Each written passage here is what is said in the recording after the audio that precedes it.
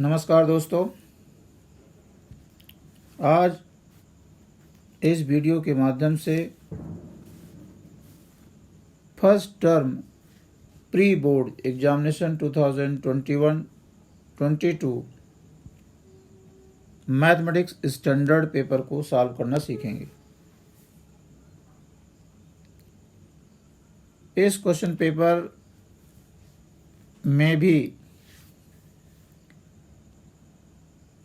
Same pattern है जैसा कि मैथमेटिक्स बेसिक का है। टोटल 50 क्वेश्चंस होंगे। Question paper will be divided into 3 sections A, B, C. The section A will contain 20 questions of 1 mark each, and out of these 20 questions we have to attempt only 16 questions. Similarly, section B consists of 20 questions of 1 mark each, and any 16 questions are to be attempted from this section. Section C consists of 10 questions based on 2 case studies, and we have to attempt only 8 questions. इस तरीके से total 50 questions में से हमें 40 questions को attempt करना है। 1.5 hours का ड्यूरेशन होगा। तो आइए शुरू करते हैं कि उसे हम 1.5 घंटे में किस स्पीड के साथ और किस एक्यूरेसी के साथ सॉल्व करें ताकि हमारा कोई क्वेश्चन छूटे ना। तो शुरू करते हैं सेक्शन ए से। सेक्शन ए में जो पहला क्वेश्चन है, HCF of 2 numbers is 23 and their LCM is 1449. If one of the numbers is 161, then the other number is. जैसा कि हम जानते हैं कि 2 नंबर के लिए ये फार्मूला है कि उन दोनों नंबरों का प्रोडक्ट वही होता है जो उनके HCF और LCM का प्रोडक्ट होता है। That is, if we have 2 numbers A and B, then A into B is equal to HCF of AB and LCM of AB. ये फार्मूला है।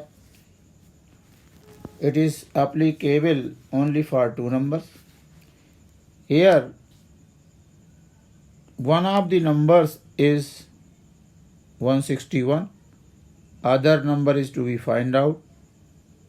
Their HCF is 23 and LCM is 1449. यहाँ से B equal to 161 नीचे आ जाएगा और 207 simplification होने के बाद जिसकी वैल्यू निकलेगी। अतः option A is correct. Then question number 2, the reciprocal of an irrational number is an irrational number. कोई भी irrational number होगा। For example, √2 is an irrational number. Its reciprocal is 1/√2, which is also an irrational number. तो हम कह सकते हैं कि किसी भी irrational number का reciprocal भी irrational number होता है। Now question number 3, the rational number 13/3125 has terminating decimal expansion होगा उसके पास, या नॉन टर्मिनेटिंग डेसिमल होगा, या नॉन टर्मिनेटिंग रिपीटिंग होगा, या नॉन टर्मिनेटिंग नॉन रिपीटिंग होगा। तो सबसे पहले हम देखेंगे कि 13/3125 वो सिंपलेस्ट फॉर्म में है या नहीं। अगर नहीं है तो उसे सिंपलेस्ट फॉर्म में कन्वर्ट कर लेंगे। मीन्स जो कॉमन फैक्टर होगा उसे कैंसिल आउट कर लेंगे। ये जो रेशनल नंबर है it is already in simplest form. फिर क्या करेंगे, जो डिनोमिनेटर है उसका प्राइम फैक्टराइजेशन करेंगे और उस प्राइम फैक्टराइजेशन में अगर 2 और 5 आते हैं, या तो केवल 2 आए या केवल 5 आए या 2 और 5 का कॉम्बिनेशन आए, उस केस में उस रेशनल नंबर के पास टर्मिनेटिंग डेसिमल एक्सपेंशन होता है। अदरवाइज नॉन टर्मिनेटिंग रिपीटिंग होगा। चूंकि इसके प्राइम फैक्टराइजेशन में 11 भी आ रहा है, अतः हम कह सकते हैं कि prime factorization of the denominator is not of the form 2 power m into 5 power n। यहाँ 5 पावर n तो आ रहा है, लेकिन 2 पावर m टाइप का यहाँ पर नहीं आ रहा है। अतः ये जो रेशनल नंबर होगा वो नॉन टर्मिनेटिंग रिपीटिंग डेसिमल रखेगा।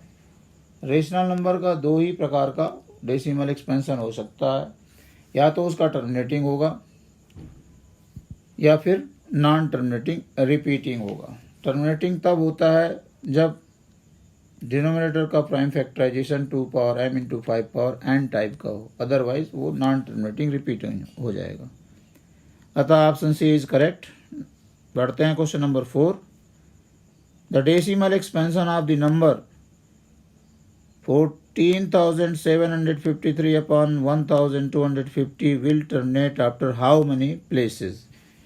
तो यहाँ पर हमें ये देखना है कि इसका जो रिज़ल्ट है उस रिज़ल्ट में डेसिमल पॉइंट के कितने डिजिट के बाद वो टर्मिनेट हो जाता है। ये ऑलरेडी सिंपलेस्ट फॉर्म में है, इसका प्राइम फैक्टराइजेशन कर लेंगे, और ना भी सिंपलेस्ट फॉर्म में हो तो भी इस केस में चलेगा। यहाँ पर 1250 का प्राइम फैक्टराइजेशन किया तो पाते हैं कि 2 इंटू 5 पावर 4 आता। अब हमें इस जो रेशनल नंबर है इसमें 5 पावर 4 है और 2 पावर 4 नहीं है, तो हम क्या करेंगे कि 2 पावर 3 की जो कमी है वो ऊपर नीचे मल्टीप्लाई कर देंगे, तो दोनों ही 2 पावर 4 और 5 पावर 4 बन जाएंगे। मीन्स 2 इंटू 5 10 पावर 4 बन जाएगा। तो जो 4 आता है 10 की पावर 4, इट मीन्स नीचे जो होंगे वो 4 जीरोज होंगे, और 4 जीरोज होंगे तो डेसिमल 4 प्लेसेस पर लगेगा। इट मीन्स ये जो इसका जो डेसिमल एक्सपेंशन होगा वो that will terminate after 4 places of decimal, and therefore option D is correct. Question number 5. The pair of linear equations 2kx plus 5y is equal to 7, 6x minus 5y is equal to 11 has a unique solution. Since the system has unique solution, therefore a1 by a2 not equal to b1 by b2 ये condition होती है। a1 जो है वो 2k है और a2 6 है, b1 5 है और b2 -5 है। इसको सिंप्लीफाई करने पर k नॉट इक्वल टू -3 आता है, and therefore option A is correct. Now question number 6। The pair of linear equation, यहाँ पर ये पेयर दिया हुआ है। हम देख रहे हैं कि अगर पहले इक्वेशन में 2 से बोथ साइड मल्टीप्लाई कर दिया जाए तो दूसरा इक्वेशन मिल जाता है। अतः ऐसे इक्वेशंस डिपेंडेंट कहलाते हैं और ये कंसिस्टेंट भी होंगे क्योंकि इसके पास इनफाइनाइट सॉल्यूशन होंगे। तो this system is dependent as well as consistent, so option C is correct. Solution का होना ही कंसिस्टेंसी है, चाहे वो यूनिक सॉल्यूशन हो या मैनी सॉल्यूशन हो, दोनों केस कंसिस्टेंट के होते हैं। Next question number 7. One equation of a pair of dependent linear equation is this. Then second equation can be, कौन सा हो सकता है? तो इसमें किसी भी नंबर से मल्टीप्लाई करना है। तो हम देख रहे हैं कि अगर हम इसे -2 से मल्टीप्लाई करें तो ये मिल जाता है। अतः इसका ऑप्शन जो है डी करेक्ट होगा।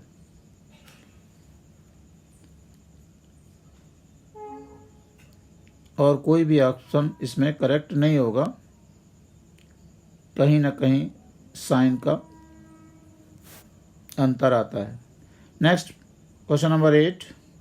A P A by 3, 4 is the midpoint of the line segment joining the points Q and R diagram के माध्यम से दिखाया गया है। This is the end point Q and this is the end point R, whose mid point is this.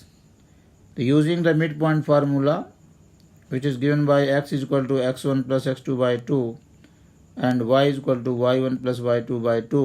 Here x is this, a by 3, x1 is this, x2 is this.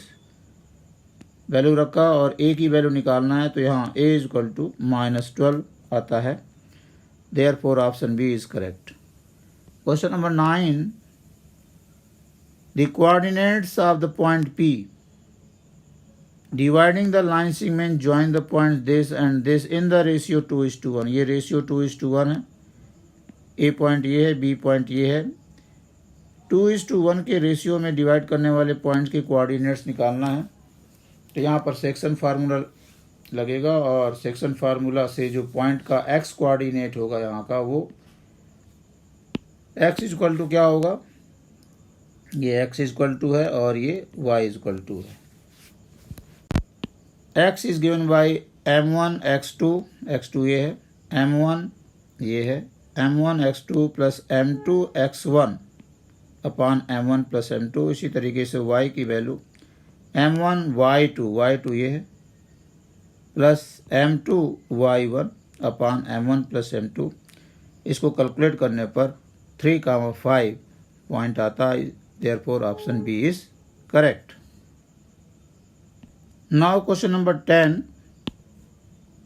In a triangle ABC, AB is 6 cm and D is parallel BC such that A is equal to 1/4 of AC, then the length of AD is. यहाँ पर एक triangle दिया हुआ है, उसका नाम ABC है। This is ABC. DE is a line parallel to BC, ये दोनों पैरेलल हैं। यहाँ पर AE की वैल्यू 1/4 ऑफ AC है। AE जो दिया हुआ है उसकी वैल्यू 1/4 ऑफ AC है। AB इज 6, ये पूरी 6 सेंटीमीटर दी हुई है और द लेंथ AD हमें कैलकुलेट करना है। तो यहाँ पर PT यानी बेसिक प्रोपोर्शनलिटी थ्योरम लगेगी। किसी भी ट्रायंगल में अगर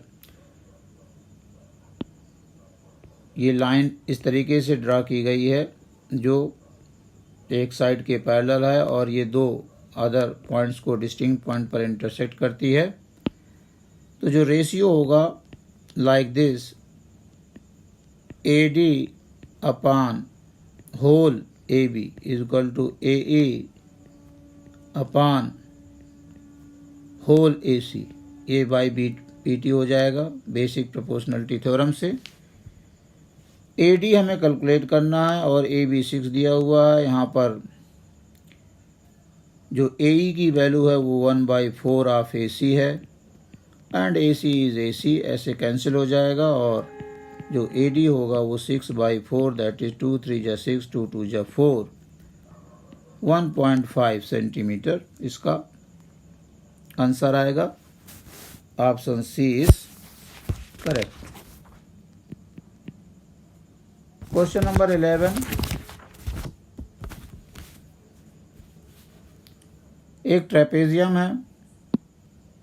इन ए trapezium ABCD where AB is parallel to CD and its diagonal intersect at O, if AB is equal to 6 and CD is equal to 3 cm, then the ratio of the areas of triangle AOB and CODs। इस तरीके से एक trapezium है।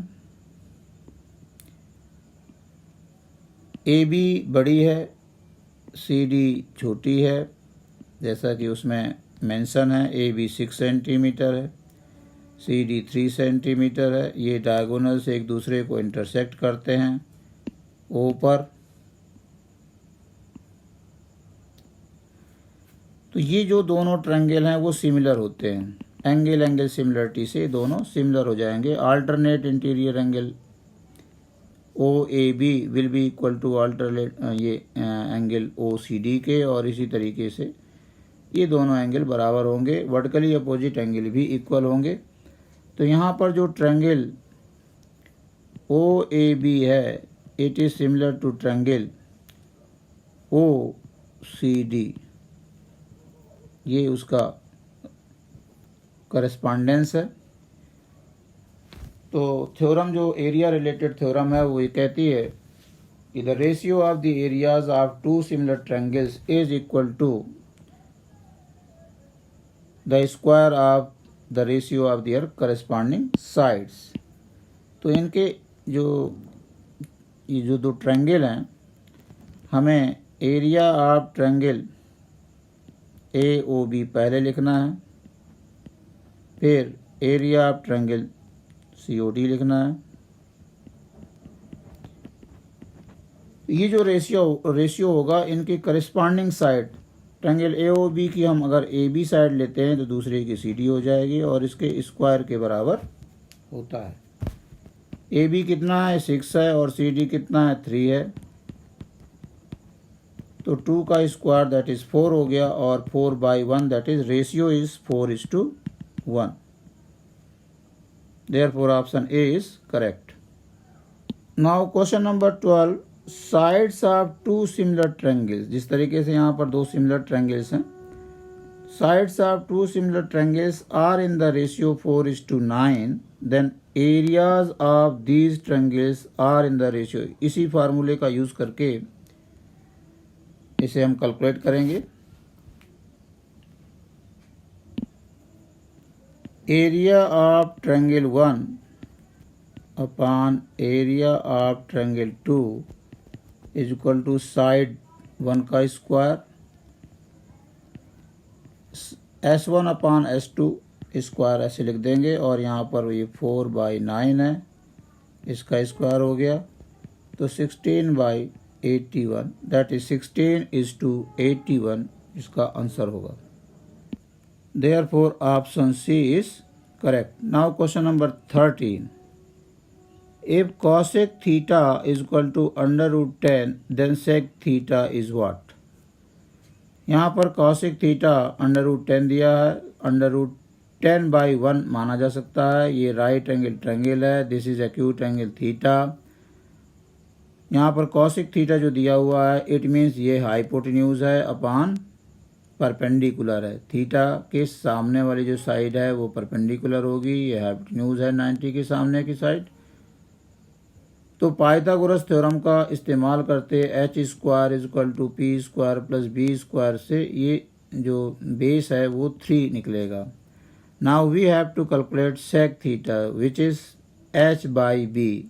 h is √3 and base is 3, so √10/3 is the correct option B.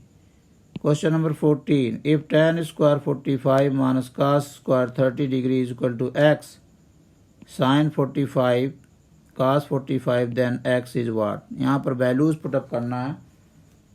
tan 45 is 1 and square is here, so 1 square हो जाएगा। cos square 30 degree cos 30 √3/2 इसका square हो गया। x और sin 45 cos 45 दोनों की ही वैल्यू 1/√2 होती है।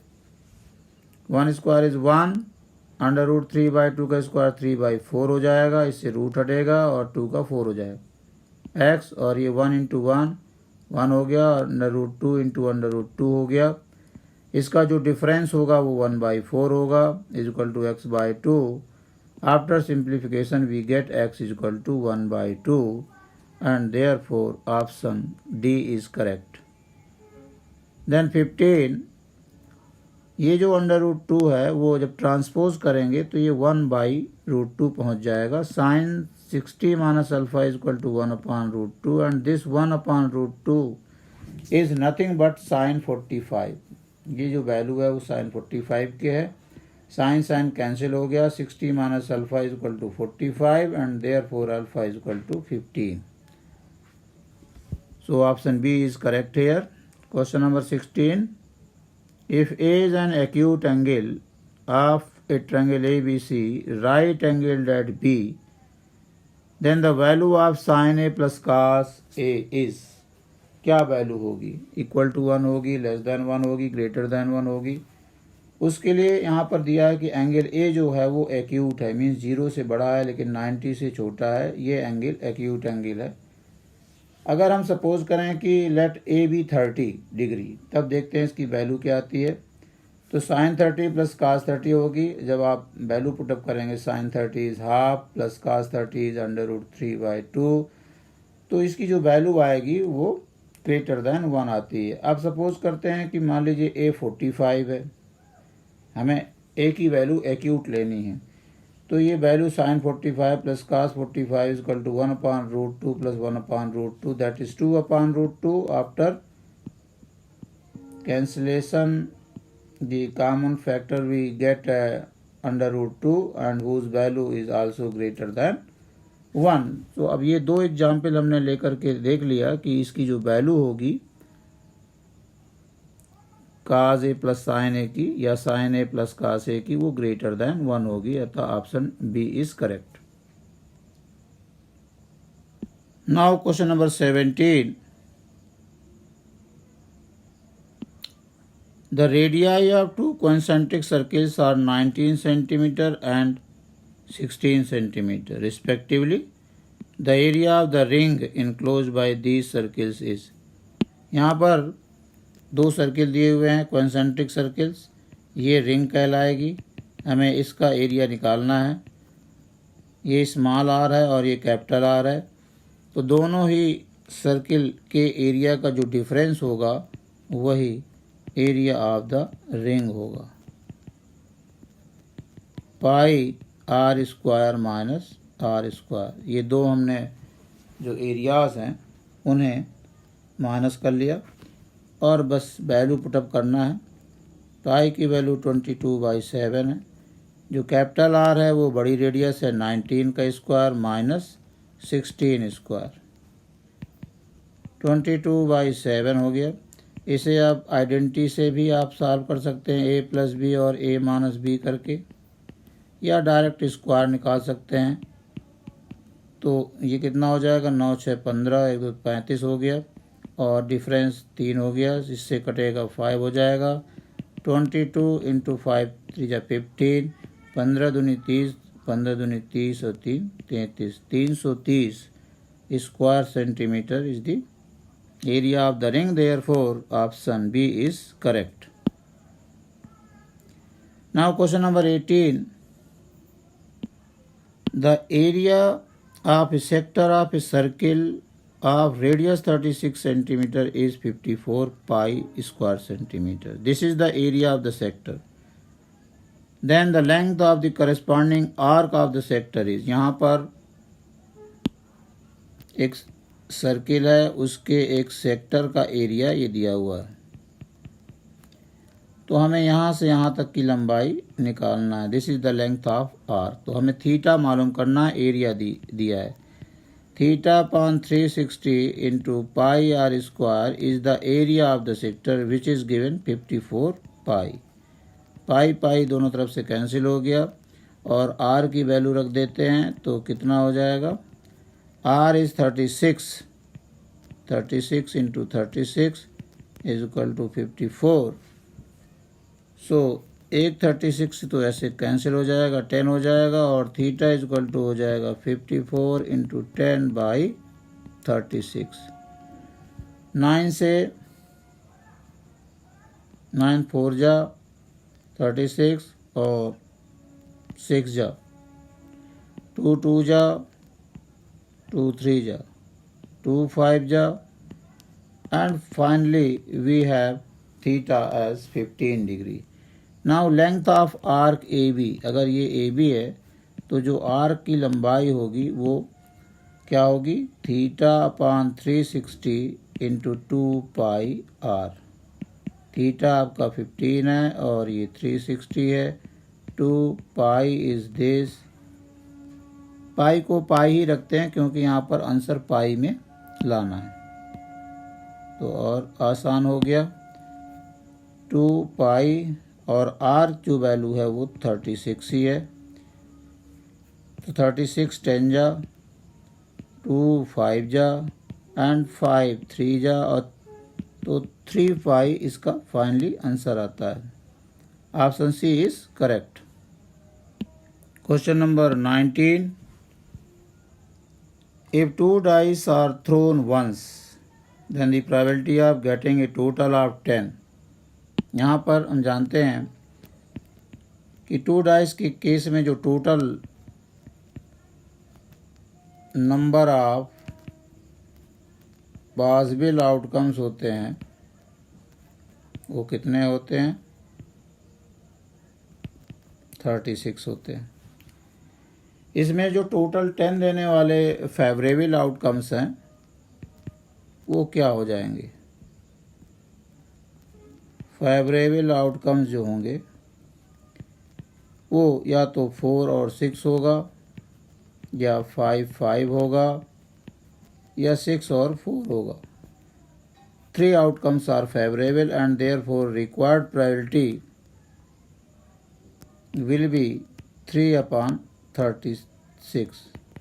After cancellation, 1/12 is the correct answer. So option C is correct. Now question number 20. A card is drawn at random from a pack of 52 cards. The probability that the drawn card is a face card. यहाँ पर जो total number of possible outcomes हैं, total number of possible जो outcomes हैं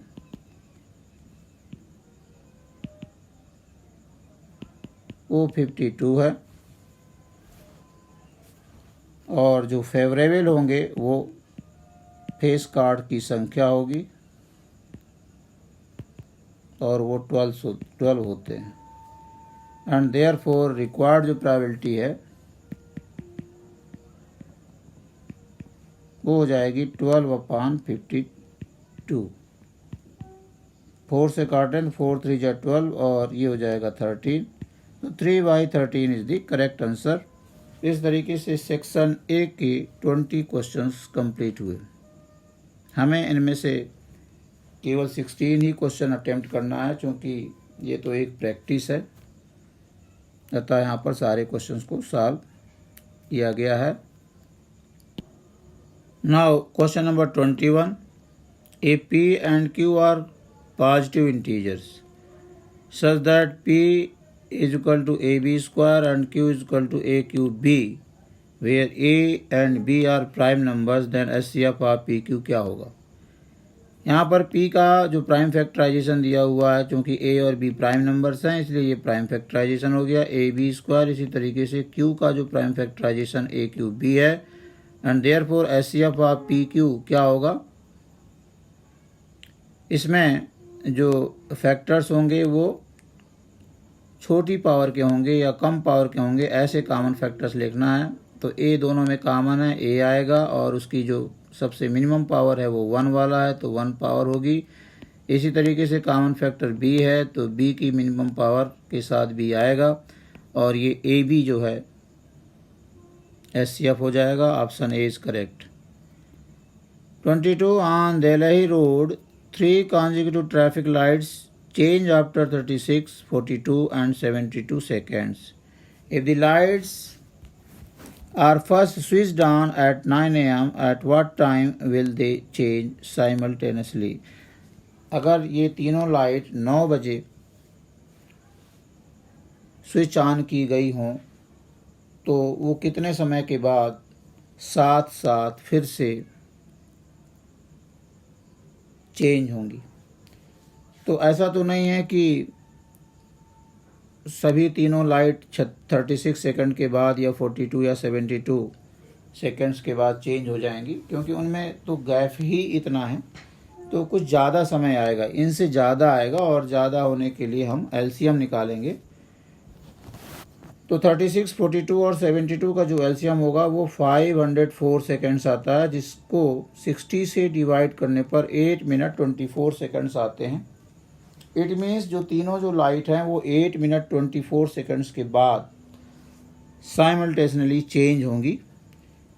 हमें answer बताना है इस फॉर्म में, क्योंकि 9 बजे स्विच ऑन हुई थी, तो अब 8 मिनट 24 सेकंड के बाद टाइम हो जाएगा 9:08:24। मीन्स ये तो 9 बजे का समय हो गया, 8 मिनट 24 सेकेंड। इस फॉर्म में आंसर लिखना है। B is the correct option. 23, a forester wants to plant 66 apple trees, 88 banana trees and 110 mango trees in rows equally. इसको इस तरीके से समझेंगे कि कोई फॉरेस्टर है, उसके पास 66 एप्पल ट्रीज हैं, 88 बनाना ट्री हैं और 110 मैंगो ट्रीज हैं। वो इन प्लांट्स को इक्वली रोज में, मतलब रो में इन्हें प्लांट करना है, लेकिन इक्वली करना है। इक्वली का मतलब ये है कि अगर वो पहली रो में 5 प्लांट्स लगाता है तो दूसरे में 5 होंगे, तीसरे में 5 होंगे, इस तरीके से है। Also he wants to make distinct roses, और प्रत्येक वैरायटी के प्लांट के लिए वो अलग अलग रो बनाता है। एप्पल की अलग रो होंगी और बनानास की अलग होंगी और मैंगोस की अलग होंगी। तो the number of minimum rows required, तो कितनी कम से कम रोज की आवश्यकता होगी। तो यहाँ पर जो ये लिखा हुआ है कि इन प्लांट्स को वो इक्वली रो में प्लांट करना चाहता है, इन रोज इक्वली, तो इट मीन्स हमें ऐसा नंबर निकालना है जो इन तीनों नंबर को डिवाइड कर दे। तो वो तीनों नंबरों को डिवाइड करने वाला जो नंबर होगा वो HCF होगा। इन तीनों का ही HCF निकाला तो 22 प्लांट्स आएंगे। इट मीन्स वो 22 जो प्लांट्स है वो प्रत्येक रो में लगाता है। एक रो में 22 प्लांट्स होंगे, वो चाहे बनाना के हों, एप्पल के हों, मैंगो के हों। तो अब हमें देखना है कि 22 प्लांट्स लेकर के एप्पल्स की कितनी रोज बनेंगी। तो 66 डिवाइड बाई 22, 3 रोज बनेंगी। इसी तरीके से बनाना की 4 बनेंगी और मैंगोस की 5 बनेंगी और टोटल 12 आता है। तो यहाँ पर जो करेक्ट ऑप्शन होगा वो 12 होगा। These are the minimum number of rows required. Question number 24, if the sum of the zeros of the polynomial this is equal to their product. यहाँ पर कंडीशन दी हुई है कि इस पॉलिनोमियल के जीरोज का sum of zeros is equal to product of zeros. ये condition दिया हुआ -b/a is equal to c/a। Sum of zeros का होता है -b/a और प्रोडक्ट ऑफ जीरोज का होता है c/a। इसमें वैल्यूज हमने पुटअप किया और k की वैल्यू कैलकुलेट किया, जैसा कि आपको दिखाया गया है। -2/3 k की वैल्यू आती है। तो D is the correct option. Question number 25, the sum of the digits of a 2-digit number is 9। If 27 is added to the number, its digits reverse the number is. यहाँ पर दिया हुआ है कि एक 2-digit नंबर है और उन 2 डिजिट्स का टोटल 9 है। तो हम इसको तो यहीं से हम देख लेते हैं, जैसे 5 और 2, ये 2 और 5 टोटल 9 नहीं आता है, तो ये आंसर नहीं होगा। अब बचा 6, 3, ये दोनों, ये इसमें 9 आ रहा है, ये हो सकता है। 7, 2 ये भी 9 आ रहा है, ये भी हो सकता है। और 3, 6 ये भी हो सकता है। तो ऑप्शन ए तो कैंसिल आउट हो गया। अब कंडीशन में अगर हम इसमें 72 को माने तो देखते हैं कि इसकी डिजिट्स को रिवर्स कर दें तो 27 बनेगा। अब क्या इसमें जो बोल रहा है कि जो ओरिजिनल नंबर है, अगर हम इसे ओरिजिनल नंबर मानते हैं, इफ 27 इज 8, तो 27 8 अगर इसमें करते हैं तो ये 7 to 9 और 7 to 9 हो जाता है। तो इसमें कह रहा है कि इट्स डिजिट रिवर्स। तो देखिए इसकी डिजिट तो रिवर्स नहीं हुई, इसलिए ये ऑप्शन 72 भी नहीं होगा। अब आते हैं 63। अगर हम 63 को ओरिजिनल नंबर मानते हैं और तो देखते हैं कि क्या 27 ऐड करने पर इसकी डिजिट रिवर्स हो रही हैं, तो वो भी नहीं हो रही हैं। तो इसका मतलब ये 63 भी नहीं होगा। अब आते हैं 36 पर। तो 36 अगर ये ओरिजिनल नंबर है तो इसमें 27 ऐड करने से ये जो है इसकी डिजिट रिवर्स हो गई। It means 36 is the correct answer. इस क्वेश्चन को हम इक्वेशन बना करके भी सॉल्व कर सकते हैं। किस तरीके से कि हमने यूनिट डिजिट को x मान लिया और टेंस डिजिट को y मान लिया। तो जो पहली कंडीशन है उसके अनुसार तो x plus y equal to 9 दिया हुआ है। और दूसरी कंडीशन में क्या है कि जो 2 डिजिट नंबर बनेगा, original 2 digit number, original number plus 27 is equal to reverse 2 digit number, ऐसा बोल रहा। ओरिजिनल नंबर क्या बनेगा, 10 into tens digit plus x। ये ओरिजिनल नंबर होगा, इसमें 27 जोड़ें तो इसकी डिजिट रिवर्स हो जाएगी, means 10 into x plus y बन जाएगा। और यहाँ से एक इक्वेशन मिलेगा वो इस तरीके से कि x minus 10x plus 10y minus y is equal to minus 27। ये माइनस 9x हो गया प्लस 9y हो गया इज इक्वल टू माइनस 27। अगर हम माइनस 9 कॉमन ले लें तो x minus y is equal to minus 27 और इससे इसको कैंसिल करेंगे तो x minus y is equal to 3 आ जाएगा। एक इक्वेशन ये हो गया और दूसरा इक्वेशन ये हो गया। इन दोनों को सॉल्व करेंगे, ऐड करने से 2x इज इक्वल टू 12 हो जाएगा। सो x इज इक्वल टू 6 आ गया और y इज इक्वल टू 3 हो जाएगा। Equation first stage. तो 2 डिजिट जो नंबर है वो क्या बन जाएगा, ये हो जाएगा yx का मतलब 36। ऐसे भी इसे लगा सकते हैं क्योंकि हमें टाइम की बचत करना है, अतः जिस तरीके से भी आसानी से हो जाए वो हम अडॉप्ट करते हैं। Now question number 26।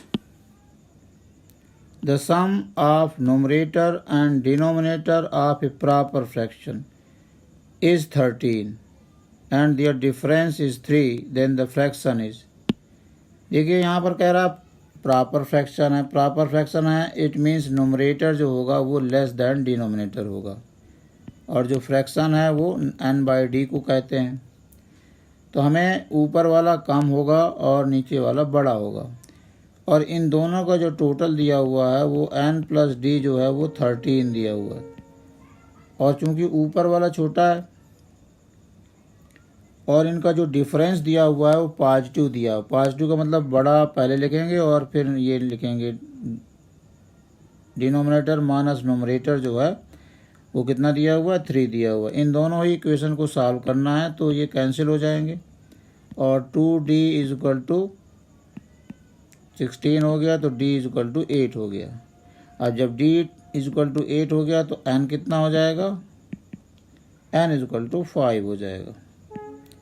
तो फ्रैक्शन क्या हो गया, 5/8। तो option A is correct.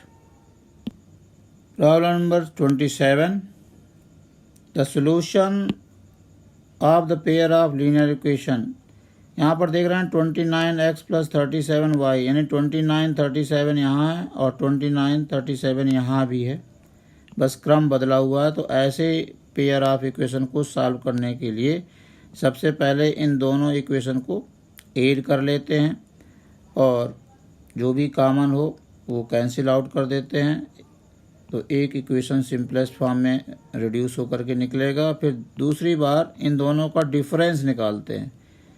Difference निकालने के बाद भी जो कॉमन फैक्टर हैं दोनों तरफ से कैंसिल आउट करके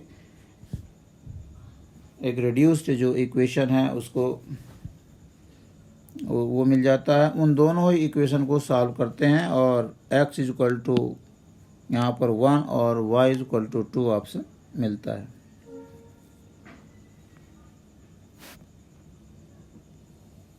जैसा कि यहाँ पर बताया है 29x plus 37y is equal to 103। फिर दूसरा है 37x plus 29y is equal to 95। तो हम इन दोनों को पहले ऐड कर रहे हैं।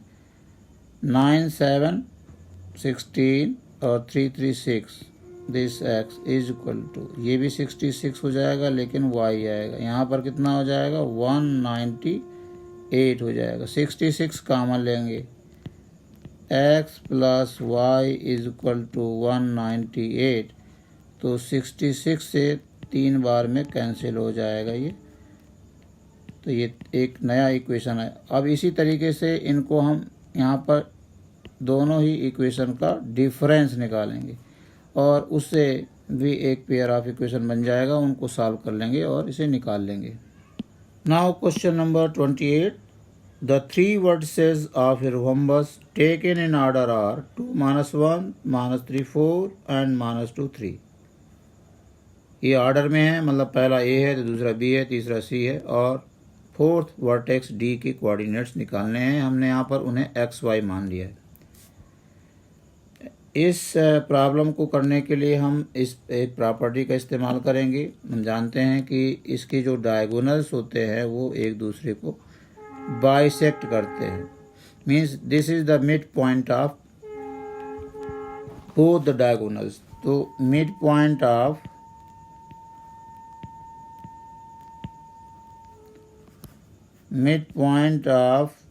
AC is equal to midpoint of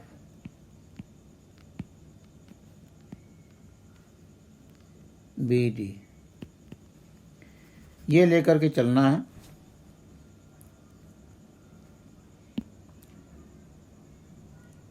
mid point of AC is equal to mid point of BD।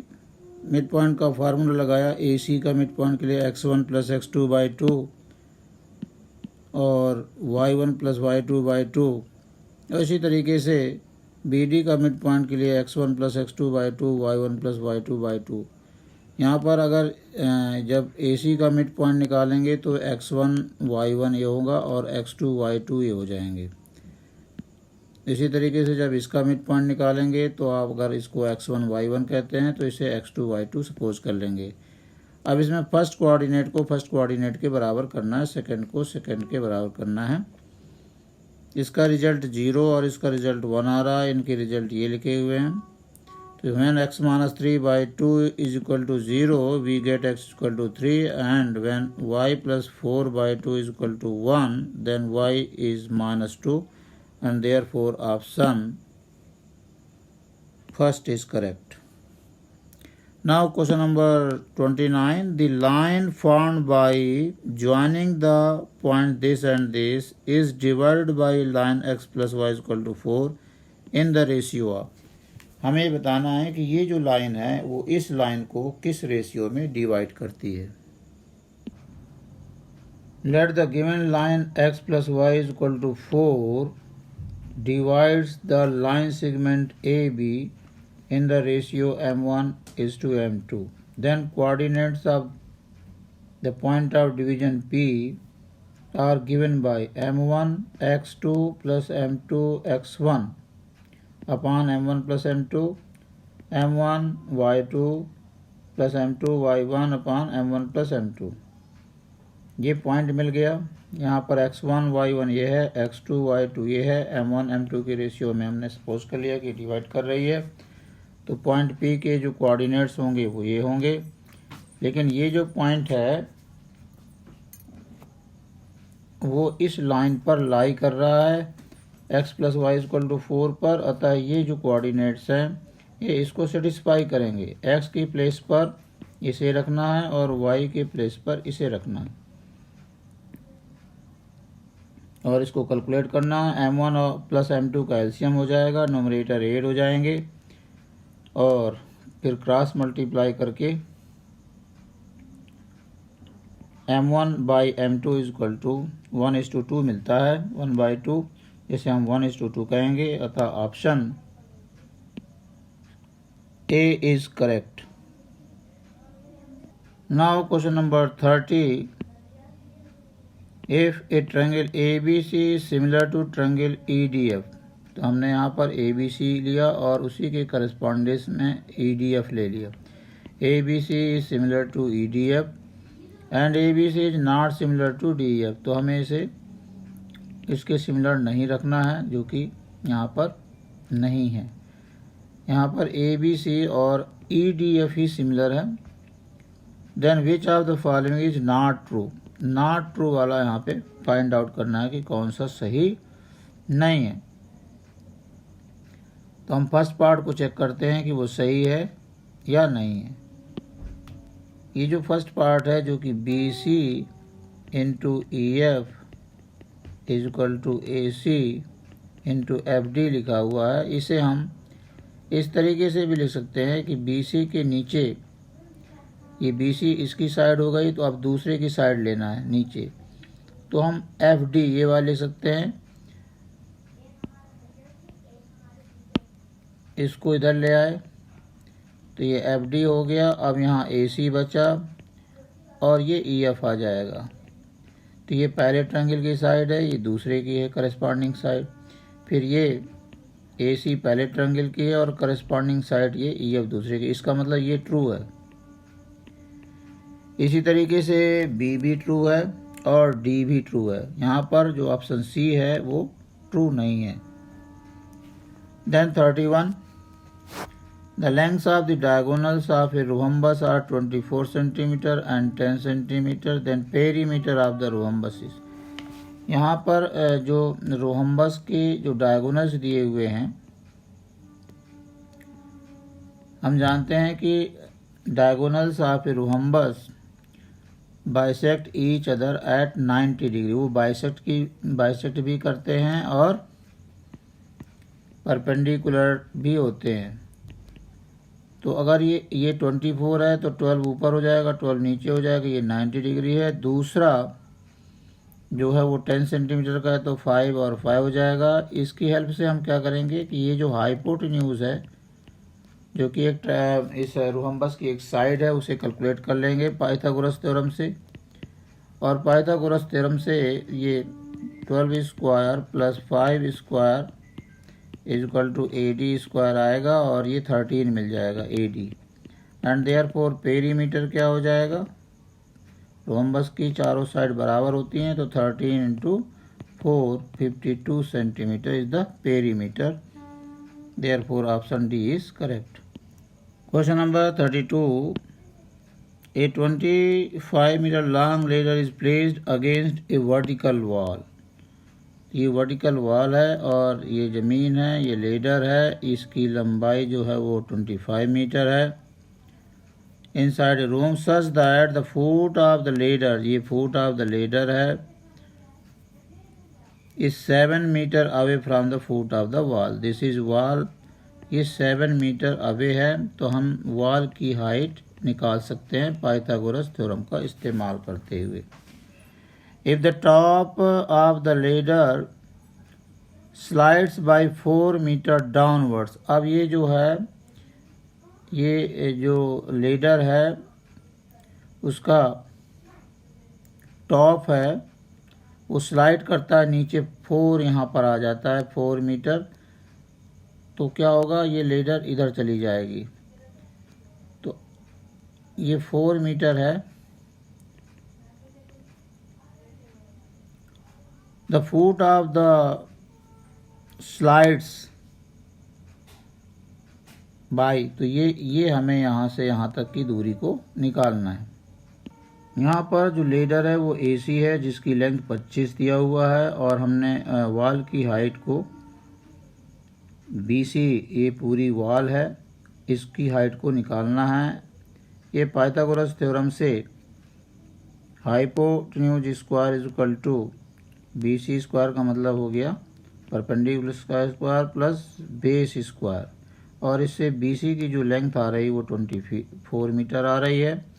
अब ये जो लेडर है वो ऐसे स्लाइड कर रही है, 4 मीटर स्लाइड होकर के E पर आ गई है, लेकिन जो लेडर की लंबाई है यानी DE वो 25 ही रहेगी। लेडर ना तो लेंथ में घट रही है ना बढ़ रही है, और यहाँ ये जो इसका फुट है वो A से D पे आ जाता है जिसे हमने X सपोज कर लिया है। तो अब B से E तक की जो लंबाई होगी वो पूरी जो 24 है उसमें से 4 कम हो जाएगी, b इक्वल टू 20 हो जाएगा और db जो है वो 7 प्लस x हो जाएगा और de वो ac के बराबर ही होगी 25। Again using Pythagoras theorem in triangle DBE तो हाइपो हो जाएगा डी का square 25 square is equal to ये 20 है 20 square plus 7 plus x square 25 square is 625 and 20 square is 400 transfer किया इधर डिफरेंस 2 to 5 और इससे x की वैल्यू यहाँ पर स्क्वायर रूट निकाला है तो 7 plus x equal to 15 so x equal to 8। तो इसका मतलब जो लेडर है वो बाई 8 मीटर स्लाइड हो जाती है and therefore option C is correct.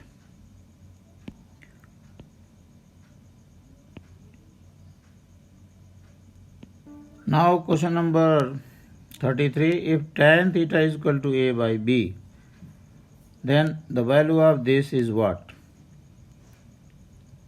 तो या तो आप tan theta is equal to a by b से राइट ट्रायंगल में इसे a को परपेंडिकुलर b को बेस मान करके हाइपोटेन्यूज निकाल सकते हैं और फिर sin थीटा cos थीटा की वैल्यू निकाल के पुटअप कर सकते हैं, वैसे भी आ जाएगा। या जो दूसरा तरीका है कि आप नोमरेटर और डिनोमिनेटर को cos थीटा से डिवाइड कर देते हैं तो dividing numerator and denominator by cos theta तो ये क्या हो जाएगा a sin theta by cos theta हो जाएगा tan theta minus b cos theta यहाँ कैंसिल हो जाएंगे। इसी तरीके से यहाँ पर a tan theta plus b आ जाएगा। अब वैल्यू रख देना a tan theta is a by b minus b upon a by b plus b ऊपर हो गया a square by b minus b by 1 LCM ऊपर लेना है नीचे भी लेना है। ऊपर एलसीएम b का होगा तो ये हो जाएगा a square minus b square नीचे b एलसीएम b होगा और ये हो जाएगा a square plus b square b cancel हो जाएगा और finally a square minus b square upon a square plus b square is the answer. Option B is correct. Now question number 34, cos power 4a minus sine power 4a is equal to, इसकी वैल्यू बताना है कि इसकी value क्या होगी। Now question number 34 में जो cos power 4a minus sine power 4a है इसे हमने फैक्टराइज किया है cos square a whole square minus sine square a whole square a square minus b square की आइडेंटिटी से a square plus a plus b a minus b लिखा। इसमें इसकी वैल्यू 1 हो गई आइडेंटिटी से sine square theta plus cos square theta 1 हो गई और यहाँ पर cos स्क्वायर a को एज इट इज रखा गया है और साइन स्क्वायर ए को चेंज किया गया है। तो साइन स्क्वायर ए की जगह आइडेंटिटी 1 से यानी sine square a plus cos square a equal to 1 जो आइडेंटिटी है उससे इसको चेंज किया और finally 2 cos square a minus 1 answer मिलता है डी ऑप्शन सही। Then question number 35, if sec थीटा minus tan theta is m, then find the value of sec power 4 theta minus tan power 4 theta minus 2 sec theta tan theta। इसकी value आपको निकालना है तो हमने यहाँ पर इसको लिखा है, इसे एज इट इज़ बिल्कुल जैसा यहाँ पर चेंज किया है उसी तरीके से इसे sec square theta whole square minus tan square theta whole square लिख सकते हैं और ये एज इट इज़ है। यहाँ पर हमने फैक्टराइजेशन कर दिया है तो a plus b a minus b हो जाएगा। इसमें इसकी वैल्यू आइडेंटिटी से 1 हो जाएगी 1 plus tan square theta is equal to 1 जो आइडेंटिटी है उससे sec square theta minus tan square theta is 1 से इसे इंटू करने से यही मिलेगा। Finally we have sec square theta plus tan square theta minus 2 sec theta tan theta and this is the whole square of sec theta minus tan theta and sec theta minus tan theta is m and this is the square so finally m square is the answer। Question number 36, In a triangle ABC, angle BAC is 90 and AD is perpendicular to BC. Then, question number 36. In a triangle ABC, angle BAC is 90. BAC is 90. And from A, perpendicular AD is drawn on BC. तब क्या होता है कि ये दोनों ही triangle आपस में similar होते हैं और बड़े ट्रायंगल के भी सिमिलर होते हैं। ये प्रॉपर्टी है। तो triangle BDA is similar to triangle ADC, एक रिलेशन। दूसरा होगा triangle BDA is similar to bigger triangle BAC and triangle ADC is similar to bigger triangle BAC। ये तीनों ही जो सेट है वो आपस में सिमिलर होंगे। अब हमें देखना है कि ये कौन सी प्रॉपर्टी ये सही है। तो BD CD और BC पहले में दिया हुआ है, तो BD इसकी हो जाएगी, CD इस ट्रायंगल की हो जाएगी और BC फिर से वही साइड ले रहा है, तो ये पहला ऑप्शन तो नहीं होगा। देन AB है, AC है और BC स्क्वायर है। तो यहाँ पर भी दो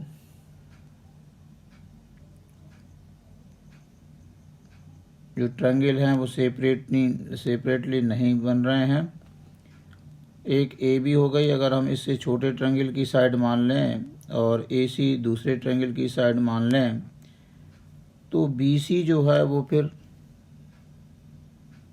BC स्क्वायर मतलब BC, तो ये सेम ट्रायंगल की साइड हो रही हैं, दो डिफरेंट नहीं होंगे। तो B ऑप्शन भी नहीं होगा। जरा C के लिए चेक करते हैं। BD, CD और AD कॉमन साइड हो सकती है, तो ये हो सकता है। तो इसमें हम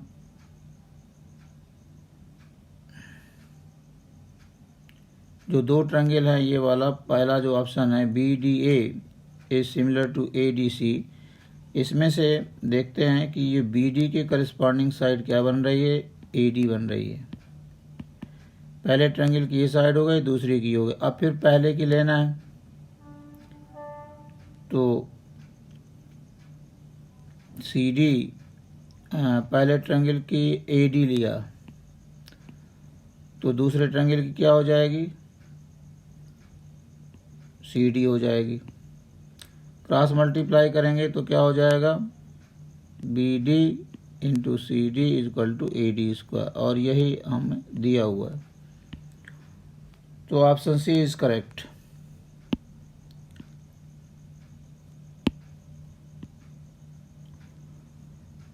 Question number 37. A pendulum swings through an angle of 60 degree and describes an arc of 8.8 centimeter in length. The length of pendulum is। यहाँ पर इस तरीके से बताया गया है कि ये जो पेंडुलम है वो 60 डिग्री के एंगल्स पर स्विंग कर रहा है इसे, तो ये उसकी आर्क लेंथ हो जाएगी। ये 60 डिग्री आपका एंगल हो गया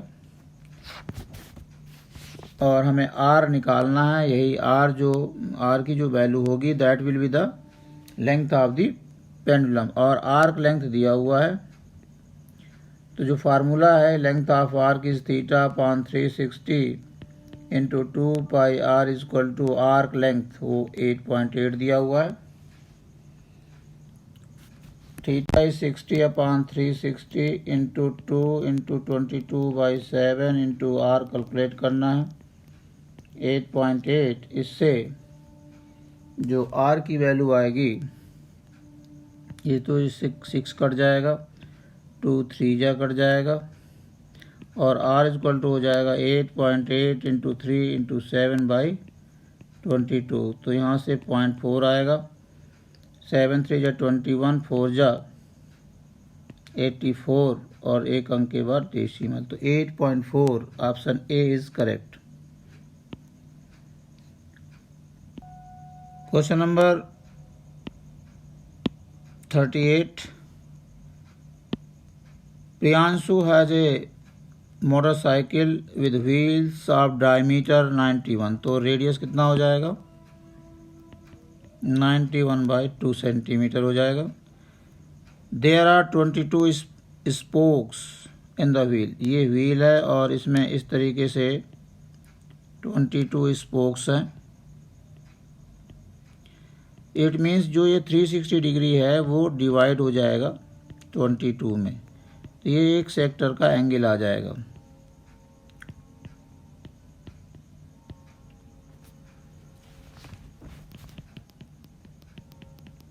अब हमें क्या करना है, find the length of the arc between two consecutive spokes के बीच की आर्क लेंथ निकालना है। एंगल मालूम हो गया, रेडियस मालूम है, तो आर्क लेंथ जो होता है θ/360, थीटा कितना है और यहाँ 360 नीचे आ जाएगा, इंटू 2 इंटू पाई, और r जो है वो 91/2 है। इससे यहाँ कटेगा 2 हो जाएगा, 2 से ये कट जाएगा, 11 2 जा ये कट जाएगा, 2 से ये 2 कट जाएगा, और 7 से 7 बन जाए 7, और 7 3 जा, यानी 13 centimetre is the arc length. Question number 39।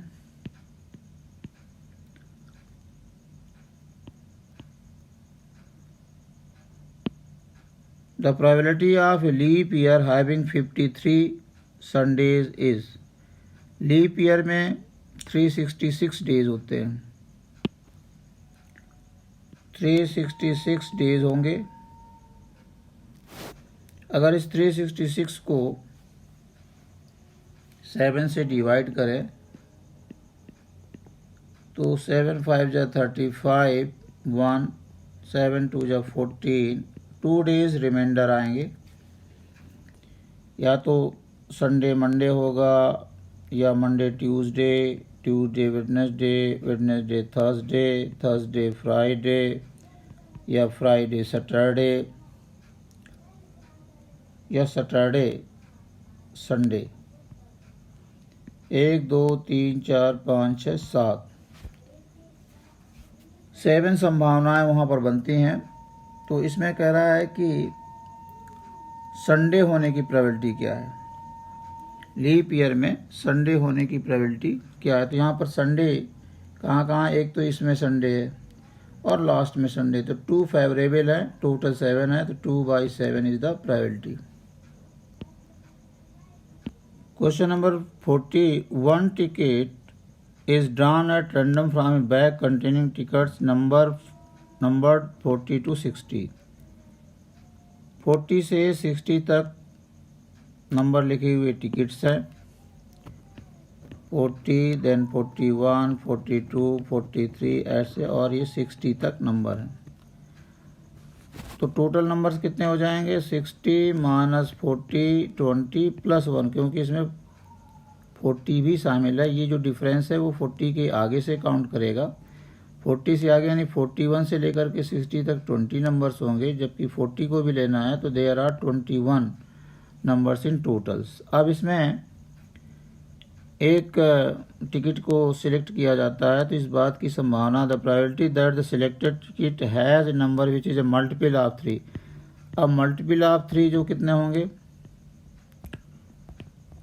जितने मल्टीपल ऑफ 3 होंगे वो फेवरेबल आउटकम्स होंगे। तो 3 के मल्टीपल वो भी 40 से लेकर के 60 तक, तो कितना होगा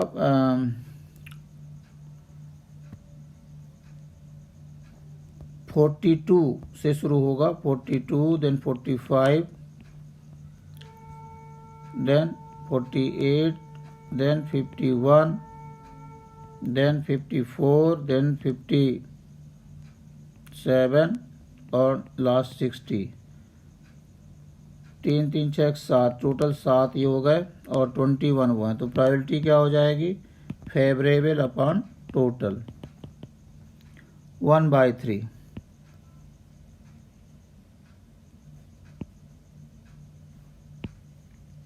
Now case study 1.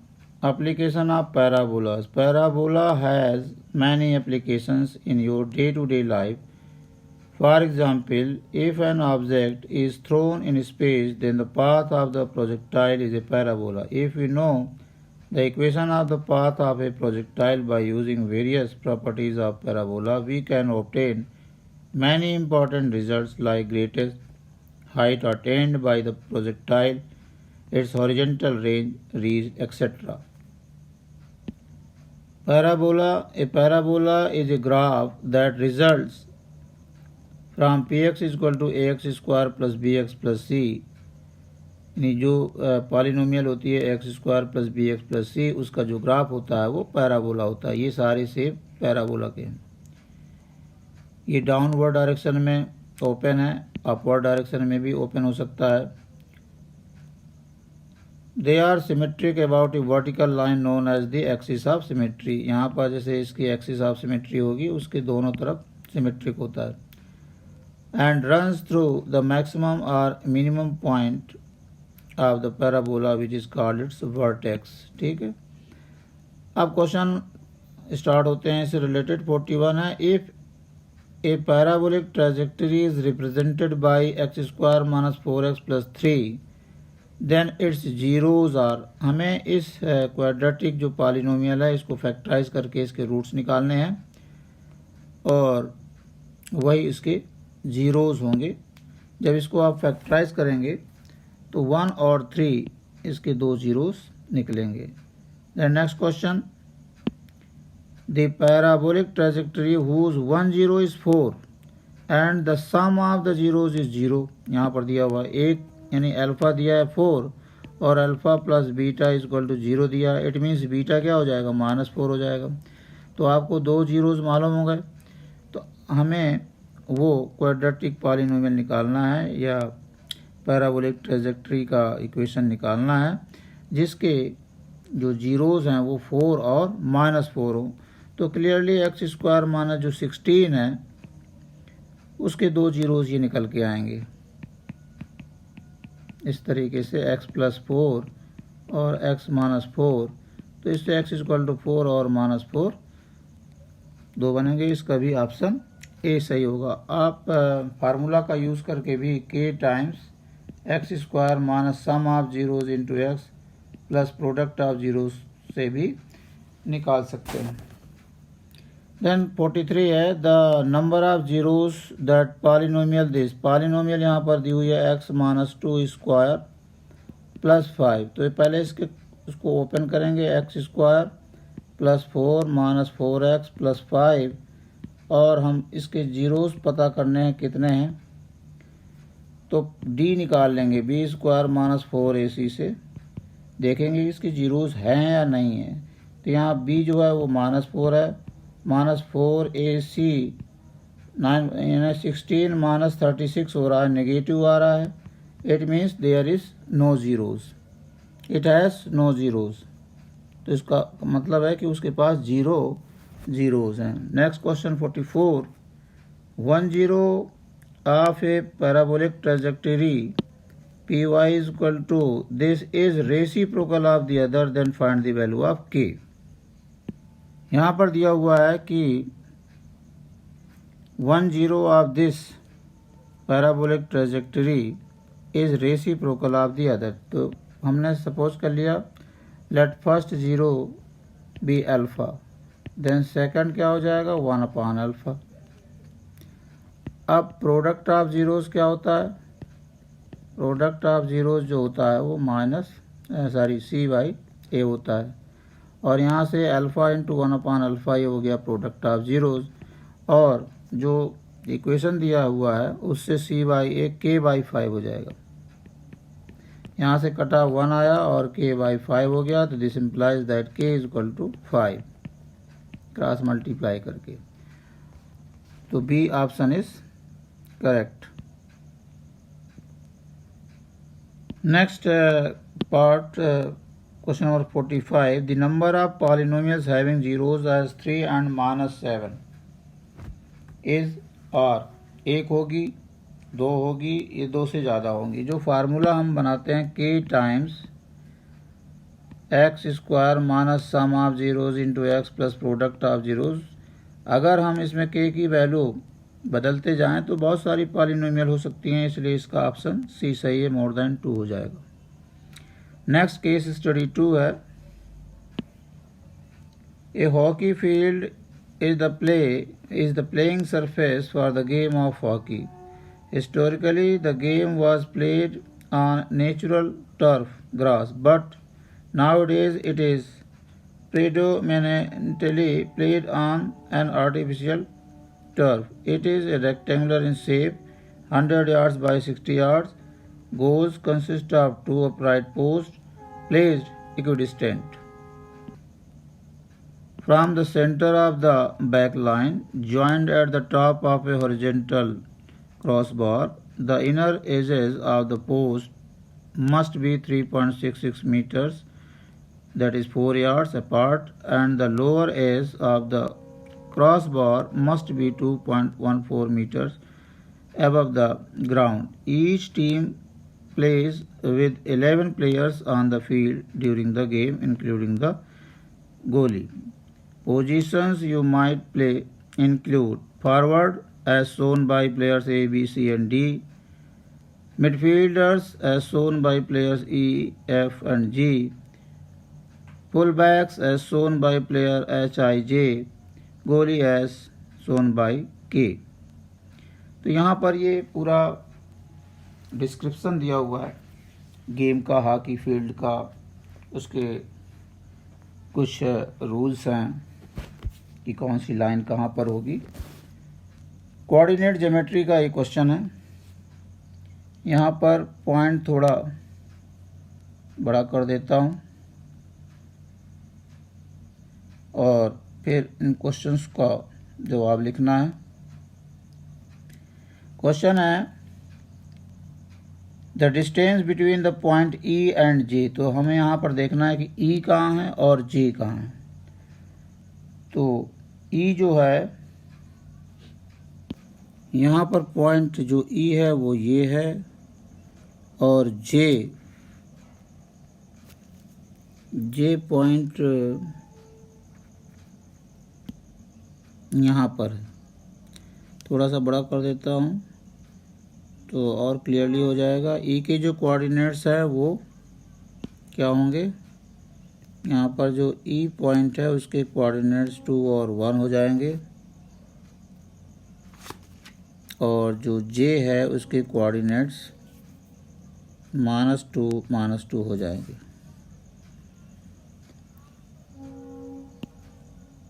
अब हमें इनके बीच की जो डिस्टेंस निकालना है, डिस्टेंस फार्मूला का यूज़ करेंगे ई और जे के बीच में। तो डिस्टेंस फार्मूला से क्या हो जाएगा, √2 + 2 होल स्क्वायर और 1 + 2 whole square, 4 square + 3 square, 16 + 9 25, 5 is the distance.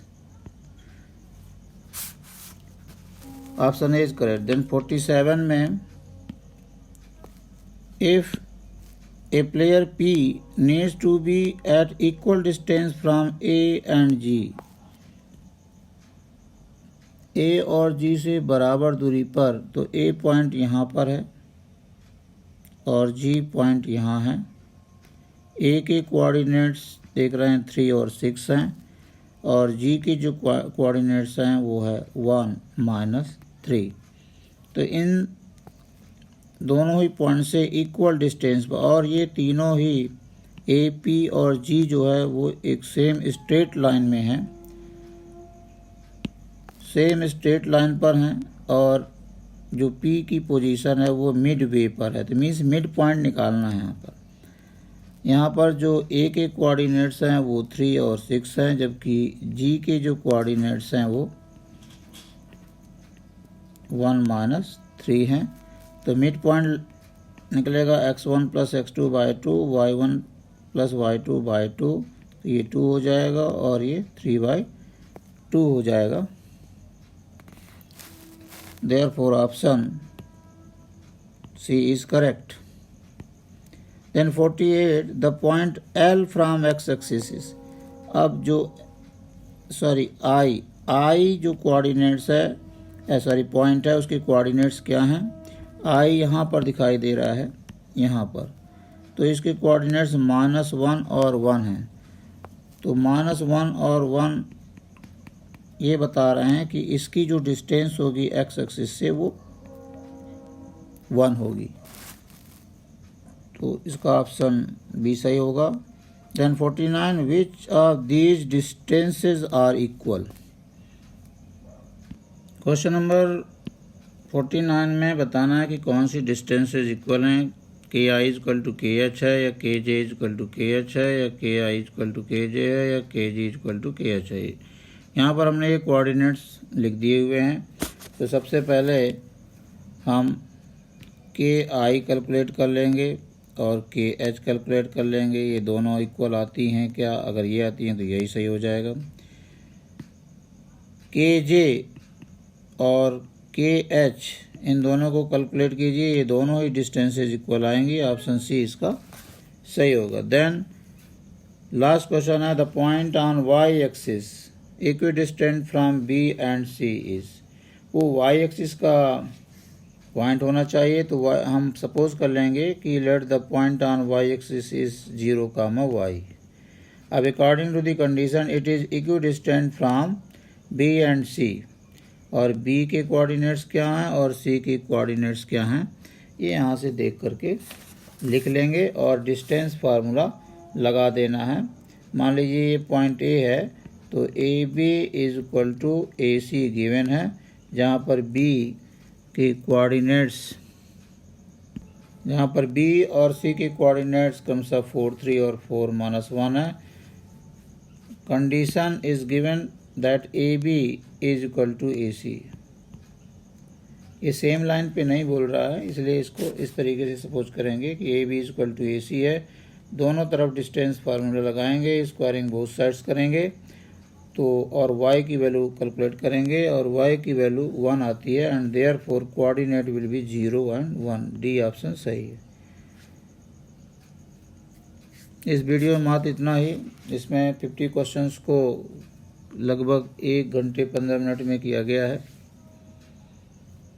उम्मीद है कि आप लोग भी इस तरीके की प्रैक्टिस मेंटेन करेंगे ताकि सारे क्वेश्चंस को आसानी से किया जा सके। हालांकि इसमें हमें 40 क्वेश्चन करने थे, जबकि 50 क्वेश्चंस यहाँ पर किया गया है। आपका क्वेश्चन पेपर 1.5 घंटे से पहले 15 से 20 मिनट पहले समाप्त हो जाना चाहिए। ऐसी प्रैक्टिस होनी चाहिए। बहुत बहुत धन्यवाद वीडियो देखने के